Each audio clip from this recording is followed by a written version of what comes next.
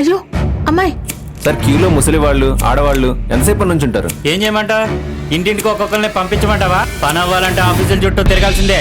చూడక స్కూల్ పరిస్థితి ఎలా అయిపోయిందో. ఆ పాఠ్య పుస్తకాలు వస్తాయో లేదో కూడా తెలియదు.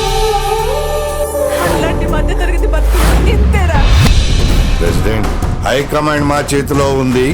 మేము ఏదైనా చేయగలం. మనకంటూ ఒక కాలం ఉందిరా, మంచి రోజులు వస్తాయి. వేట మొదలైంది. జగన్మోహన్ రెడ్డి అనే నేను. మనకు మంచి రోజులు వచ్చాయమ్మా. నాకు వాలంటీర్గా జాబ్ వచ్చింది. ప్రతి నెల 1వ తారీఖు పొద్దున్నే 6 గంటలకి మీ గుమ్మానికి తీసుకొచ్చి జగనన్న మీకోసం అందిస్తున్నారమ్మా.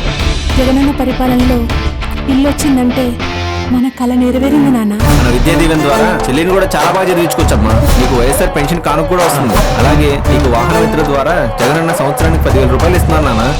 మిమ్మల్ని నమ్ముకుని ఓటేసినందుకు మాకంతా మంచి జరిగింది సార్. ప్రభుత్వానికి ప్రజలకు వారధిగా మీ అందరూ చిత్తశుద్ధిగా పనిచేయాలని కోరుకుంటున్నాను.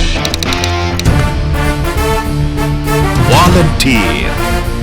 Coming soon in your near theaters.